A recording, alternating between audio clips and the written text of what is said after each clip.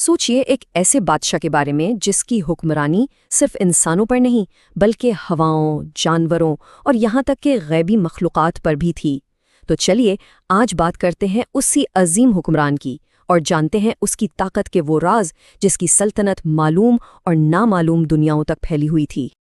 تو یہ جو الفاظ ہے نا، یہ کوئی معمولی تعریف نہیں ہے، یہ تو اس بادشاہ کی طاقت کی وسعت کو دکھاتے ہیں۔ مطلب ایک ایسی حکمرانی جو انسانوں کی دنیا سے کہیں کہیں آگے تھی۔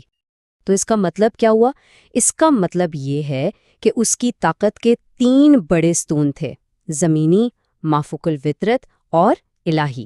تو آئیے شروعات کرتے ہیں پہلے ستون سے۔ دیکھیں، کسی بھی عظیم سلطنت کی بنیاد کیا ہوتی ہے؟ اس کی فوج، اور اس بادشاہ کی طاقت کا پہلا ستون بھی بالکل یہی تھا، یعنی زمین اور سمندر پر اس کی بے مثال فوجی حکمرانی۔ ایسا کہا جاتا ہے کہ جب اس کی فوج چلتی تھی نا، تو زمین کانپ اٹھتی تھی۔ سوچیں ذرا، یہی وہ طاقت تھی جس نے اس کی دنیاوی حکومت کی بنیاد رکھی۔ اور یہ صرف کہانیاں نہیں تھیں، ذرا اس ٹائم لائن پہ نظر ڈالیں۔ صرف 15 سال کے اندر، صرف 15 سال میں اس کی سلطنت جنوب کی سرحدوں سے لے کر مغرب کی جزیروں تک پھیل گئی۔ مطلب ایسی رفتار جس کی تاریخ میں کوئی اور مثال نہیں ملتی۔ لیکن بات یہیں ختم نہیں ہوتی۔ اس بادشاہ کی اصل طاقت اس کی فوج تھی ہی نہیں، اس کی حکومت تو انسانوں سے کئی آگے جنات کی غیبی دنیا تک پھیلی ہوئی تھی، اور یہی تھا اس کی طاقت کا دوسرا اور سب سے زیادہ حیران کن ستون۔ تو یہ جنات ہیں کیا؟ جنات یعنی وہ طاقتور غیر انسانی مخلوق جو ہماری دنیا کے ساتھ ساتھ ایک اور دنیا میں رہتی ہے۔ ان کے پاس مافوق الفطرت طاقتیں ہوتی ہیں، اور یہ وہ مخلوق ہے جو کسی کے قابو میں نہیں آتی سوائے اس بادشاہ کے۔ اور اس کا اختیار صرف انہیں قابو کرنے تک نہیں تھا۔ ذرا سوچیں، وہ جنات کو حکم دیتا تھا کہ سمندر کی گہرائیوں میں جا کر خزانے نکالو، راتوں رات بڑی بڑی شاندار عمارتیں کھڑی کر دو، اور تو اور اپنی فوج میں ایک ایسی بٹالین کے طور پر لڑو جو کسی کو نظر ہی نہ آئے۔ تو اس طرح سے اس کی طاقت 2 الگ الگ دنیاؤں پر تھی۔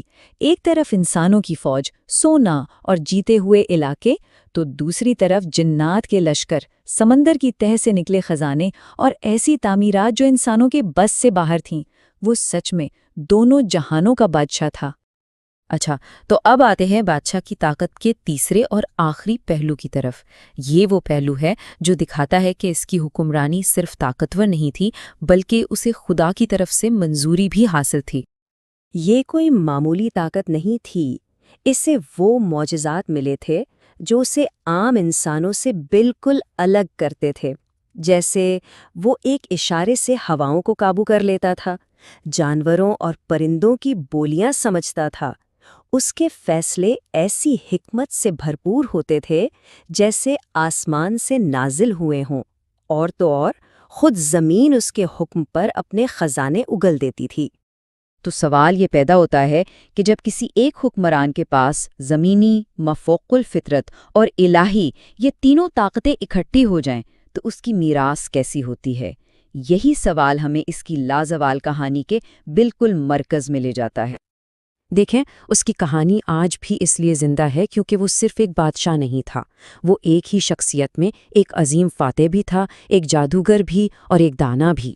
ایک ایسا امتزاج جو تاریخ نے شاید پھر کبھی نہیں دیکھا۔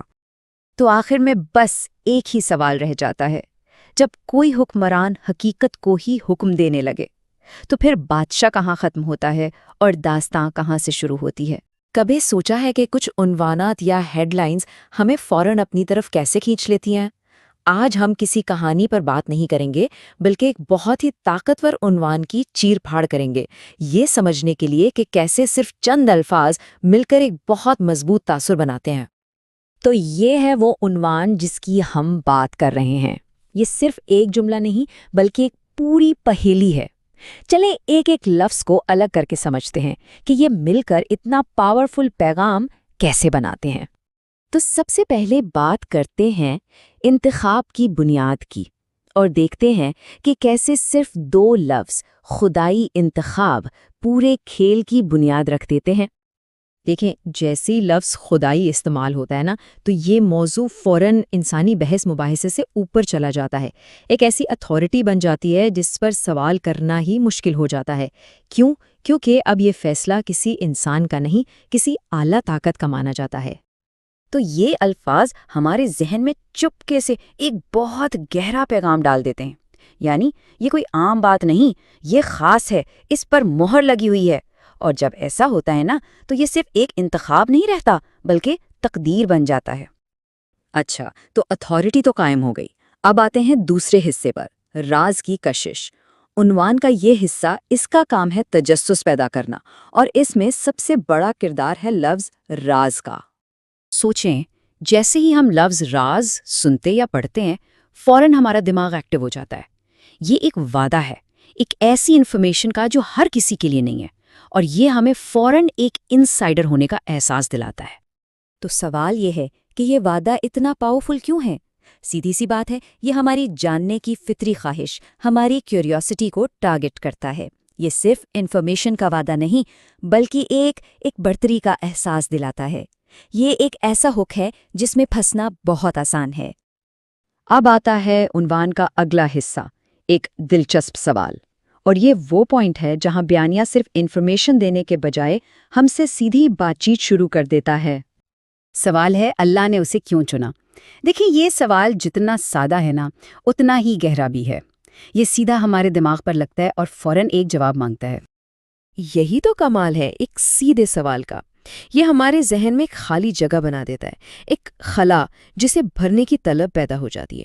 اب ہم صرف ادھر ادھر کی معلومات نہیں ڈھونڈ رہے ہوتے بلکہ ہمارا فوکس صرف ایک چیز پر ہوتا ہے، اس خاص سوال کا جواب۔ اور پھر آخر میں آتا ہے حتمیت کا وعدہ، حتمی سچائی۔ بس یہ تو لفظ اور پورا بیانیہ ایک بہت ہی پاورفل نتیجے پہ پہنچ جاتا ہے۔ حتمی سچائی کا مطلب صرف یہ نہیں کہ ایک جواب ملے گا، نہیں، اس کا مطلب ہے کہ یہ اس موضوع پر آخری بات ہے، the final word۔ پیغام بالکل صاف ہے، بات ختم، اس کے بعد کسی سوال یا بحث کی کوئی گنجائش ہی نہیں ہے۔ یہاں فرق بالکل صاف نظر آتا ہے۔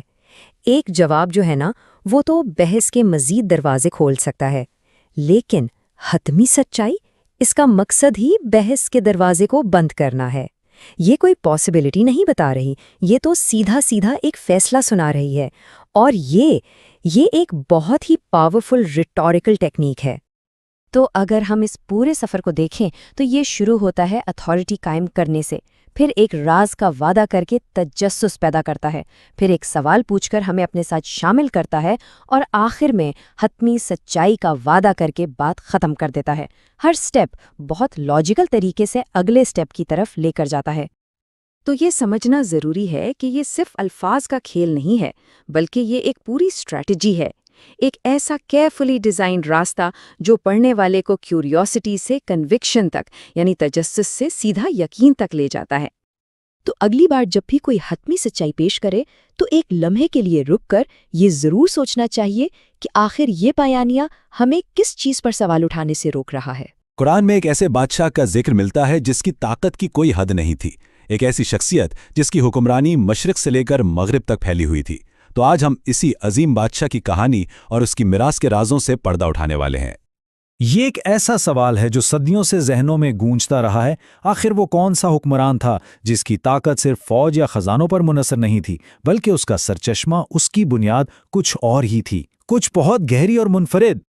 ذرا تصور کریں، ایک ایسی سلطنت جو اتنی وسیع تھی کہ اسے زمین کے کناروں کا حکمران کہا جاتا تھا، یعنی وہاں تک جہاں سورج طلوع ہوتا ہے اور وہاں تک جہاں وہ غروب ہوتا ہے۔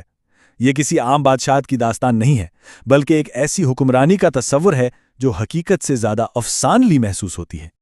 اس بادشاہ کی جو اصل طاقت تھی نا وہ اس کی صلاحیتوں میں چھپی تھی۔ اسے ہر مقصد کو حاصل کرنے کے لیے ضروری علم، حکمت اور وسائل دیے گئے تھے، اور یہی وہ خوبی تھی جو اسے تاریخ کے کسی بھی دوسرے حکمران سے بالکل الگ، بالکل ممتاز کرتی ہے۔ قرآن کی یہ آیت اس کی طاقت کا ذریعہ بالکل صاف صاف بتا دیتی ہے۔ اس کی حاکمیت انسانی کوششوں کا نتیجہ نہیں تھی، بلکہ یہ ایک خدائی عطا تھی۔ یہی وہ نقطہ ہے جو اس کے اختیار کو صرف دنیاوی طاقت سے بلند کر کے ایک روحانی درجہ عطا کرتا ہے۔ تو سوال یہ پیدا ہوتا ہے کہ اگر یہ طاقت صرف جنگوں سے حاصل نہیں ہوئی تو پھر اس کی بنیاد کیا تھی؟ اس کی حاکمیت کا وہ کون سا راز تھا جس نے اسے اتنا مستحکم اور لازوال بنا دیا؟ یہی وہ سوال ہے جو ہمیں کہانی کے اصل مرکز کی طرف لے جاتا ہے۔ تو چلیے اب پردہ اٹھاتے ہیں اس بادشاہ کی طاقت کے حقیقی ماخذ سے۔ جیسا کہ ہم دیکھیں گے، یہ طاقت ذاتی شان و شوکت یا فتوحات کے لیے ہرگز نہیں تھی، بلکہ اس کا ایک اعلیٰ اور نیک مقصد تھا جو اس کے ہر ایک کام میں نظر آتا تھا۔ یہاں حاکمیت کا مطلب سمجھنا بہت ضروری ہے۔ یہ وہ اختیار ہے جو کسی کو خدا کی طرف سے خاص مقصد کے لیے دیا جاتا ہے، اور وہ مقصد ہے انصاف اور فلاح۔ یہ طاقت کا وہ تصور ہے جو محض دنیاوی بادشاہت سے کہیں زیادہ بلند ہے۔ یہ جو موازنہ ہے نا، یہ فرق کو بہت خوبصورتی سے واضح کرتا ہے۔ ایک طرف تو دنیاوی بادشاہ ہیں جو طاقت کے ذریعے اپنی سلطنت بناتے ہیں، اور دوسری طرف یہ بادشاہ ہے جس کی حاکمیت کا مقصد انصاف قائم کرنا تھا۔ اس کی طاقت ذاتی فائدے کے لیے نہیں بلکہ ایک بڑے خدائی منصوبے کا حصہ تھا۔ تو سب سے اہم بات یہ ہے کہ یہ بے پناہ طاقت اس کے لیے کوئی انعام نہیں تھی، بلکہ ایک بہت بڑی ذمہ داری تھی، ایک آزمائش تھی۔ اصل امتحان یہ تھا کہ وہ اس اختیار کو انصاف اور ایمان کے اصولوں پر رہتے ہوئے کیسے استعمال کرتا ہے۔ اس کی طاقت صرف کوئی نظریہ نہیں تھی۔ اب ہم اس بادشاہ کے ان مشہور سفروں کا ذکر کریں گے جو اس کی طاقت اور مقصد کا عملی ثبوت ہیں۔ یہ محض کوئی مہم جوئی نہیں تھی، بلکہ اس کے کردار اور اس کے مشن کا حقیقی اظہار تھا۔ اس نے 3 عظیم سفر کیے۔ پہلا مغرب کی انتہا کی طرف جہاں سورج ڈوبتا ہوا محسوس ہوتا تھا، دوسرا مشرق کی جانب جہاں سے سورج طلوع ہوتا تھا، اور تیسرا 2 پہاڑوں کے درمیان بسی ایک ایسی قوم کی طرف جسے مدد کی شدید ضرورت تھی۔ اپنے پہلے سفر میں وہ زمین کے مغربی کنارے تک پہنچا۔ وہاں اسے اختیار دیا گیا کہ وہ ظالم کو سزا دے اور نیکوکار کو انعام، اور اس نے عدل کا انتخاب کیا۔ یہ اس کے مشن کا پہلا عملی مظاہرہ تھا، طاقت کا استعمال انصاف قائم کرنے کے لیے۔ اس کے بعد وہ مشرق کی انتہا تک گیا۔ وہاں ایک ایسی قوم آباد تھی جو ابھی تہذیب کی بالکل ابتدائی حالت میں تھی۔ یہاں اس نے ایک فاتح کی طرح برتاؤ نہیں کیا، بلکہ ایک رہنما اور ایک استاد کا کردار ادا کیا۔ اس سے ظاہر ہوتا ہے کہ اس کا مقصد صرف حکومت کرنا نہیں بلکہ رہنمائی کرنا بھی تھا۔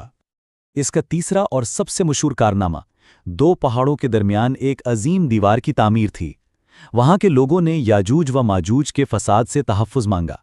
اس نے ذاتی خزانے کے بجائے انہی کے وسائل استعمال کیے اور لوہے اور پگھلے ہوئے تانبے سے ایک ایسی ناقابل تسخیر دیوار بنا دی جو انسانی فلاح کے لیے ٹیکنالوجی کے استعمال کی ایک شاندار مثال ہے۔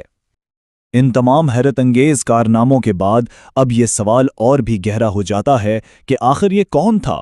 وہ کون سی شخصیت تھی جس نے اپنی بے پناہ طاقت کو صرف اور صرف انصاف، رہنمائی اور انسانیت کے تحفظ کے لیے استعمال کیا؟ تو آخر یہ عظیم شخصیت کون تھی؟ آئیے اب اس راز سے پردہ اٹھاتے ہیں اور جانتے ہیں کہ تاریخ اور روایت میں اس عظیم بادشاہ کو کس نام سے یاد کیا جاتا ہے۔ اس بادشاہ کا نام ہے ذوالقرنین۔ یہ نام، جس کا مطلب 2 زمانوں والا یا 2 سمتوں والا ہے، خود اس کی وسیع حکمرانی، اس کی طاقت اور اس کے کردار کی ایک بہت ہی طاقتور علامت ہے۔ تو ذوالقرنین صرف ایک حکمران کا نام نہیں بلکہ ان تمام صفات کا مجموعہ ہے۔ وہ ایک ایسا عادل حکمران تھا جس کا انصاف سب کے لیے تھا، ایک ایسا دانا رہنما جس نے قوموں کی رہنمائی کی، اور سب سے بڑھ کر وہ خود کو ایک خدائی مقصد کا خادم سمجھتا تھا۔ اچھا، تو ذوالقرنین کا نام اور اس کے کارنامے جاننے کے بعد آخر میں آئیے اس بات پر غور کریں کہ یہ کہانی آج بھی اتنی اہم کیوں ہے۔ اس کی میراث صرف فتوحات کی نہیں بلکہ ایک بہت اعلیٰ اصول کی ہے۔ یہ ٹیبل شاندار طریقے سے اس فرق کو واضح کرتا ہے۔ جہاں ایک عام فاتح کا مقصد علاقے اور دولت پر قبضہ کرنا ہوتا ہے اور وہ خوف اور طاقت کا استعمال کرتا ہے، وہیں ذوالقرنین جیسے عادل بادشاہ کا مقصد انصاف اور نظام قائم کرنا ہوتا ہے۔ اس کے اوزار حکمت اور ایمان ہوتے ہیں، اور اس کی میراث تباہی نہیں بلکہ تحفظ اور امن ہے۔ ذوالقرنین کی کہانی کا سب سے بڑا اور لازوال سبق یہی ہے کہ حقیقی طاقت کا پیمانہ یہ نہیں کہ وہ کتنی ہے، بلکہ یہ ہے کہ اسے کتنے انصاف اور ذمہ داری کے ساتھ استعمال کیا جاتا ہے۔